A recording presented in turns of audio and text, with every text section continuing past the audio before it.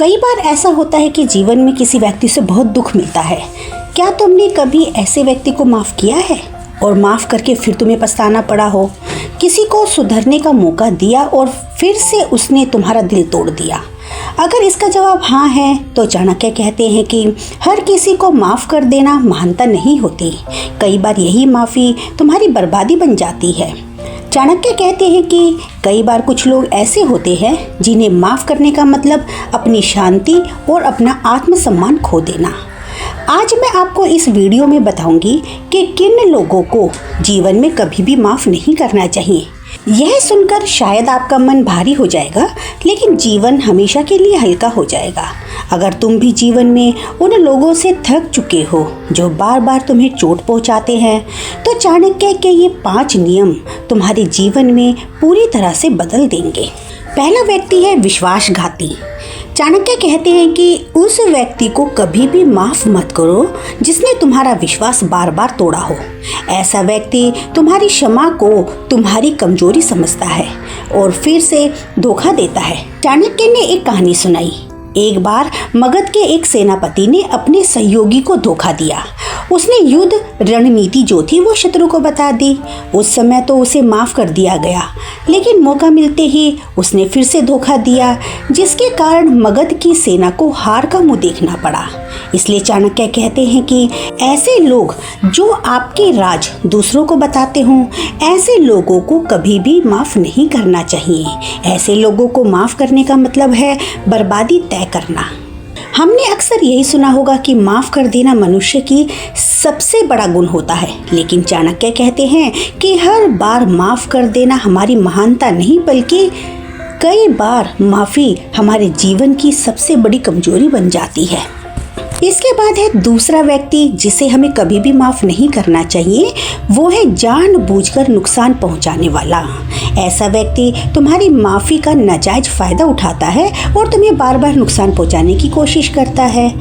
इस विषय में चाणक्य ने एक कहानी सुनाई।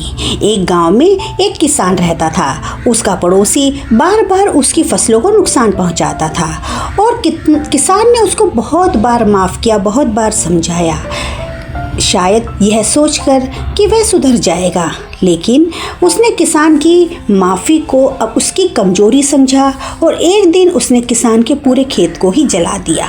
इसलिए चाणक्य कहते हैं जो व्यक्ति तुम्हें जानबूझकर नुकसान पहुंचाता है, ऐसे व्यक्ति को माफ़ करने का मतलब अपना नुकसान करने के लिए आमंत्रण देना।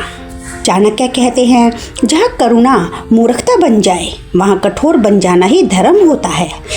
इसका मतलब ये बिल्कुल भी नहीं है कि हम निर्दयी बन जाएं, बल्कि यह समझना है कि हर व्यक्ति माफ़ी के लायक नहीं होता। इसके बाद तीसरा व्यक्ति है एहसान फरामोश। चाणक्य कहते हैं कि जो व्यक्ति तुम्हारी मदद को भूल जाए, ऐसा व्यक्ति माफ़ी के लायक नहीं होता। चाणक्य ने इस विषय में एक कहानी सुनाई। एक बार एक व्यापारी ने अपने मित्र को कर्ज देकर उसकी मदद की, लेकिन जब उस व्यापारी को मदद की आवश्यकता हुई तो उसके मित्र ने ना तो कर्ज लौटाया और उसे अपमानित भी किया। चाणक्य कहते हैं आज के समय में ऐसे भी लोग हैं जो मदद तो ले लेते हैं, लेकिन काम निकल जाने के बाद तुम्हें भूल जाते हैं। ऐसे लोगों को माफ़ करना मतलब आत्मसम्मान को ठेस पहुंचाना होता है, क्योंकि आत्मसम्मान मनुष्य की सबसे बड़ी पूंजी है। इसके बाद जो चौथा व्यक्ति है जिसे कभी माफ़ नहीं करना चाहिए, वो है ईर्ष्या और जलन करने वाला। चाणक्य कहते हैं ऐसे व्यक्ति को कभी भी माफ़ नहीं करना चाहिए जो तुम्हारी सफलता से जलता हो या तुम्हें नीचे गिराने की कोशिश करता हो। चाणक्य ने एक कहानी सुनाई। चाणक्य कहते हैं एक बार एक युवा कारीगर ने अपने साथी को माफ़ किया जिसने उसकी कला की नकल की थी, लेकिन उस साथी ने कारीगर की मेहनत को चुराकर उस कारीगर को बदनाम कर दिया था। इसलिए चाणक्य कहते हैं कि ऐसे व्यक्ति जो तुम्हारी सफलता से जलते हों, तुम्हारी खुशी को बर्दाश्त न कर सके, ऐसे व्यक्ति को माफ़ करना मतलब जीवन में असफलता को गले लगाना। पांचवा व्यक्ति है नकारात्मकता फैलाने वाला। चाणक्य कहते हैं कि जो व्यक्ति नकारात्मकता फैलाता है और तुम्हारी ऊर्जा को खत्म करता है, उसे कभी भी माफ़ नहीं करना चाहिए। चाणक्य ने एक कहानी सुनाई। एक गांव में एक व्यक्ति था जो हर समय शिकायतें करता रहता था। गांव का एक दूसरा ही व्यक्ति था जो बहुत ही दयालु था। वह हमेशा उसकी शिकायतें सुनता और उसे हर बार माफ कर देता था। एक ऐसा समय आया कि उसकी नकारात्मकता की बातें सुन सुनकर वह भी उदास रहने लगा और उसके विचार भी नकारात्मक होने लगे। इसलिए चाणक्य कहते हैं कि जो लोग हर बात में कमी निकालते हों, ऐसे व्यक्ति को कभी भी माफ नहीं करना चाहिए, क्योंकि ऐसे व्यक्ति तुम्हारी खुशियों को, तुम्हारी दयालुता को खत्म कर देते हैं। ऐसे लोगों को माफ करने का मतलब है कि अपनी मानसिक शांति को नष्ट करना। जरा सोचो, जब कोई तुम्हारे साथ बार बार गलत करता है, बार बार तुम्हारा विश्वास तोड़ता है और हर बार तुम उसे माफ कर देते हो, तो क्या वह बदल जाता है? नहीं, बल्कि वो और भी ज्यादा निडर हो जाता है।